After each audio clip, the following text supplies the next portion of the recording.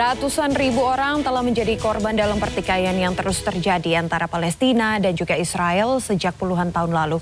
Indonesia menjadi salah satu negara yang rutin memberi bantuan kepada warga Palestina yang kerap menjadi korban dalam peperangan yang terjadi. Ya, sejauh ini bantuan apa saja yang telah diberikan Indonesia dan bagaimana seharusnya peran Indonesia untuk ikut meredakan konflik? Berikut ini ulasannya. Konflik antara Palestina dan Israel telah berlangsung lebih dari 7 dekade, bahkan sejak Inggris mengalahkan Kesultanan Ottoman dalam Perang Dunia Pertama. Ketegangan yang terus terjadi antara kaum Yahudi dan kaum Arab yang memicu terjadinya perang kerap memakan korban sipil yang sebagian besar wanita dan anak-anak. Yang terbaru dalam konflik yang terjadi di antara kedua pihak di jalur Gaza dan tepi barat sejak 7 Oktober 2023, dilaporkan sedikitnya 9.500 warga Palestina meninggal serta lebih dari 32.000 korban lain menderita luka, yang 3.760 orang diantaranya anak-anak. Masifnya pertempuran yang terjadi dan serangan membabi buta militer Israel ke sejumlah lokasi di sepanjang jalur Gaza dan tepi barat mengundang keprihatinan serta kecaman dari sejumlah lembaga internasional dan negara di dunia, termasuk Indonesia.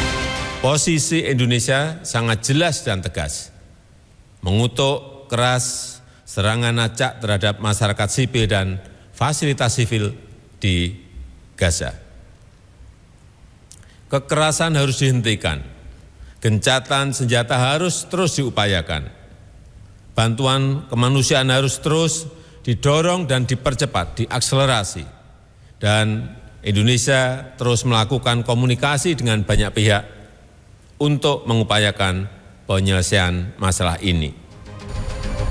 Indonesia sebagai salah satu negara muslim terbesar di dunia selama ini juga kerap melakukan diplomasi untuk mengupayakan perdamaian di bumi Palestina di sejumlah forum internasional.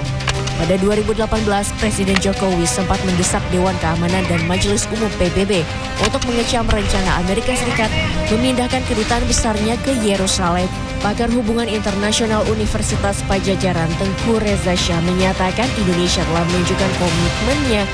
Namun ia menambahkan masih ada upaya lain yang bisa dilakukan agar diplomasi Indonesia memberi dampak besar dalam upaya menghentikan pertikaian yang terjadi. Yang belum kita lakukan adalah menggalang kerjasama bukan hanya dengan 120 negara yang sama posisi dengan Indonesia, tapi juga dengan 40-an negara yang posisinya abstain. Inggris di situ, Jerman di situ, Belanda di situ, Kanada di situ, Perancis juga di situ. Ya, negara-negara ini hendaknya bisa kita mintakan dukungan untuk rekonstruksi Palestina. Sampai nanti PBB berhasil mengirim Blue Helmet ke sana. Sekarang kan PBB belum bergerak ke sana. Lebih lanjut, dosen hubungan internasional UNPAD ini menyebut Indonesia sebaiknya juga hadir untuk memberi bantuan berupa trauma healing mengingat sebagian besar korban adalah anak-anak dan wanita. Peperangan yang terjadi antara Israel dengan Palestina jelas membawa banyak kerugian hingga menyebabkan krisis kemanusiaan. Desakan untuk menghentikan peperangan atau pertikaian yang tengah terjadi saat ini harus makin keras disuarakan oleh Indonesia sebagai salah satu negara dengan populasi muslim terbanyak di dunia. Hal ini guna mencegah terjadinya korban yang lebih banyak, terutama dari warga sipil. Sufiani Tanjung, Robo Kusartoyo, Jakarta.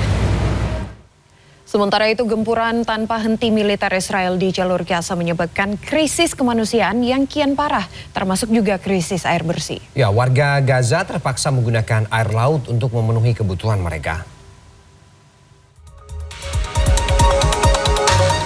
Warga di jalur Gaza masih harus hidup di tengah krisis kemanusiaan akibat blokade dari Israel yang memutus pasokan air bersih. Kondisi ini membuat ratusan warga kota Deir al-Balah, Gaza berbondong-bondong pada Jumat menampung air laut untuk minum, mandi, dan mencuci pakaian mereka. Beberapa orang juga sudah mulai menggali sumur di daerah yang berbatasan dengan laut. Melansir dari CNN Internasional, otoritas air Palestina menyebut sekitar 97% sumber air di jalur Gaza tidak dapat diminum. Bahkan 10% air akuifer yang dianggap aman untuk diminum juga terkontaminasi oleh limbah. خوفا من الأمراض والأوبئة نيجي على البحر نتحمم نغسل أواعينا نغسل أطفالنا نغسل أولادنا لأنه ما فيش مية نشرب كمان مية للشرب بنشتريها شرية باهظة الثمن غالية جدا فبنقدرش نشتري ميه نتحمم ونغسل اواعينا لانه ما فيش تعرف انها فتره طويله واللي معاه مصاري تقريبا خلصت فبنضطر ننزل للبحر نستخدم ميه البحر للغسيل. Sejak perang Hamas dan Israel meletus sebulan lalu, Israel telah memutus aliran listrik dan air ke Gaza. Selain itu, suplai obat-obatan juga semakin menipis. Tidak hanya itu, kondisi pengungsian yang penuh sesak membuat pengungsi mengalami sakit dan alergi lantaran kurangnya air bersih.